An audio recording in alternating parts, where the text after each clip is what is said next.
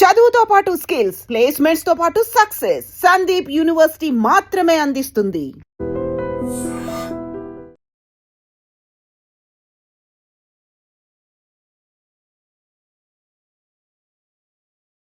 నమస్తే, welcome to I dream. నా పేరు వలి. ప్రస్తుతం హర్మోజ్ జలసంధి దగ్గర 700కు పైగా నౌకలు ఆగిపోయి ఉన్నాయి. ఇరాన్ ఆంక్షల నేపథ్యంలో ఈ హర్మోజ్ జలసంధిని మూసివేయడంతో చాలా వరకు నౌకలు ఆగిపోయినాయి.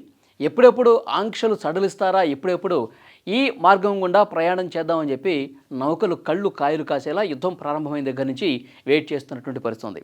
ప్రపంచం మొత్తం కూడా ఇంధన సంక్షోభం నెలకొంటుందా? ప్రపంచం మొత్తం కూడా దేశాలన్నీ కూడా కలవరపాటుకు గురవుతున్న పరిస్థితి. మనం 2-3 రోజులుగా చూస్తూ ఉన్నాం, ఎక్కడికక్కడ గ్యాస్ సరఫరా ఆగిపోతుందేమో.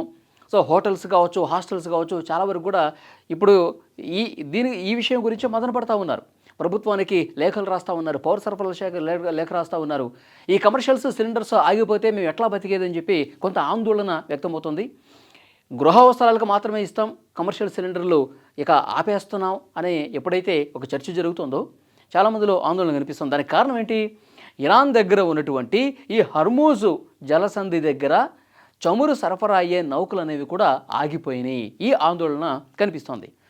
మన దేశ విదేశాంగ మంత్రి జయశంకర్ గారు, అలాగే ఇరాన్ విదేశాంగ మంత్రి అబ్బాస్ అరాక్చి వీళ్ళిద్దరూ కూడా ఫోన్లో మాట్లాడుకున్నారు.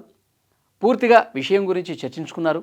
సో మా నౌకల్ని పంపించండి, ఇక్కడ చాలా ఇబ్బంది ఎదురవుతుంది, మా ప్రజలు ఈ యుద్ధం వల్ల ఇబ్బంది పడే పరిస్థితి ఉంది, ఈ చమురు ఆగిపోవటం వల్ల అన్ని రకాలటువంటి రంగాల మీద ప్రభావం ఉంటుంది, తీవ్ర నష్టం జరిగే అవకాశం ఉంటుంది అని భారత్ ఒక రిక్వెస్ట్ పెట్టుకుంటే ఇరాన్ దానికి సమ్మతిస్తూ భారత్ పతాకం ఉన్నటువంటి నౌకలు ఏవైతే ఉన్నాయో వాటిని అనుమతి ఇస్తూ ఆయన ఆంక్షలు సడలించినటువంటి పరిస్థితి ఉంది.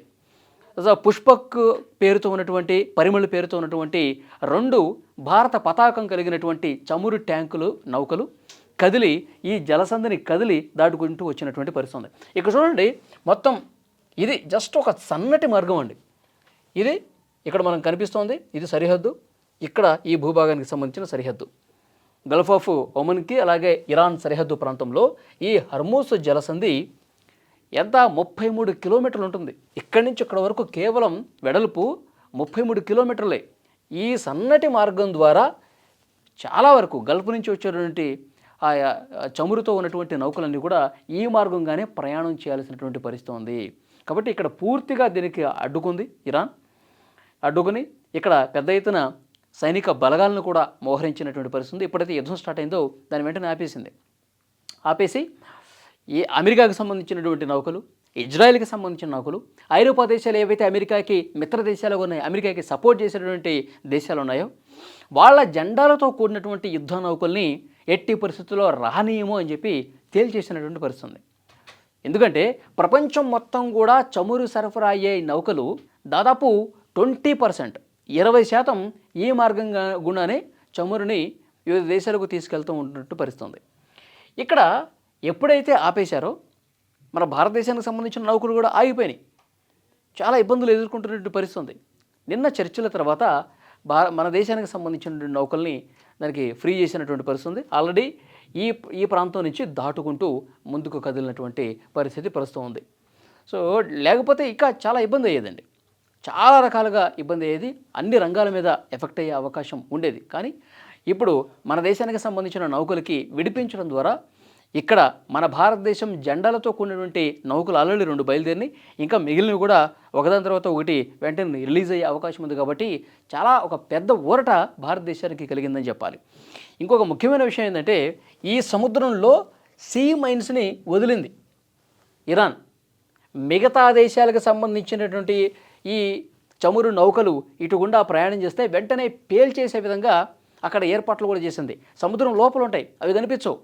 సముద్రం లోపల ఉంటాయి. లోపల ఉన్న తర్వాత ఎప్పుడైతే ఆ నౌక ఆ కింద ఉన్నటువంటి ఆ సీ మైన్ మీదగా పోతున్నప్పుడు ఆ వాటర్ ఒత్తిడికి, అయస్కాంత క్షేత్ర బలానికి మొత్తం అర్థమైపోతుంది కింద సీ మైన్స్కి. ఎప్పుడైతే షిప్ ఇట్లా వచ్చిందో ఒక్కసారిగా మొత్తం దాని దగ్గరికి ఇట్లా కింద ఆ నౌకని ఢీకొని పేలిపోతుందన్నమాట. సో అలాంటి సీ మైన్స్ని ఇరాన్ ఏర్పాటు చేసింది. మరోవైపు సీ డ్రోన్స్ను కూడా ఏర్పాటు చేసింది. ఇప్పుడు గాల్లోకి డ్రోన్లు వదులుతున్నాయి కదా, అట్లాగే సముద్రంలో ఉండే డ్రోన్స్ అనమాట. ఎక్కడైతే షిప్ వెళ్తున్నప్పుడు ఆ షిప్ని కనిపెట్టి వాటర్లోనే వెంటనే ఆ సీ డ్రోన్ అనేది ఈ నౌక దగ్గరకు వచ్చేసి పేల్చేస్తుంది.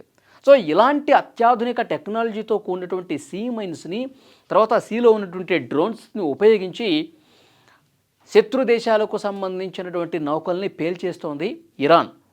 ఇప్పుడు ఈ భయం ఇంకా అమెరికాకి, ఇజ్రాయెల్కి పట్టుకున్నటువంటి పరిస్థితి. ఇప్పటికే చాలా రోజుల నుంచి అమెరికా, ఇజ్రాయెల్ దేశాలు అలాగే వాటి మిత్ర దేశాలకు సంబంధించిన నౌకలు సముద్రంలో ఆగిపోయినటువంటి నేపథ్యంలో వాళ్ళు చాలా ఇబ్బందికర పరిస్థితులు ఎదుర్కొంటూ ఉన్నారు. సో మనకి మాత్రం ఫ్రీ హ్యాండ్ ఇచ్చింది.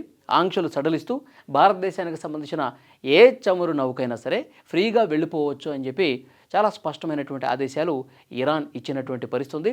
జయశంకర్ గారు అబ్బాస్ అరాక్చీతో మాట్లాడినటువంటి పరిస్థితి తర్వాత ఇప్పుడు మొత్తం కూడా ఇక్కడ ఈ రూటు మనకి క్లియర్ అయినట్టుగా సమాచారం వస్తుంది. And for more videos, Please subscribe to iDream. Please subscribe to iDream. Please subscribe iDream. And please subscribe to iDream. For more videos, subscribe to iDream. please like, share and subscribe to the channel. Congratulations, iDream. Subscribe to iDream. Subscribe to iDream. So subscribe to iDream Media. iDream team అందరికి huge congratulations. Please subscribe iDream Media. Please subscribe to iDream. Subscribe iDream. Please subscribe to iDream. iDream అంటే నా కళల ఛానల్ను subscribe చేసుకున్న నోరు తిరుగుతలేదు, మీరైతే గంట గుర్తు కొట్టండి. For more such videos, please subscribe to iDream. Subscribe to iDream. Please subscribe to iDream. Please subscribe iDream Media. Please do subscribe to iDream. Please subscribe to iDream Media. For best entertainment and information, please subscribe iDream. And don't forget to subscribe to iDream.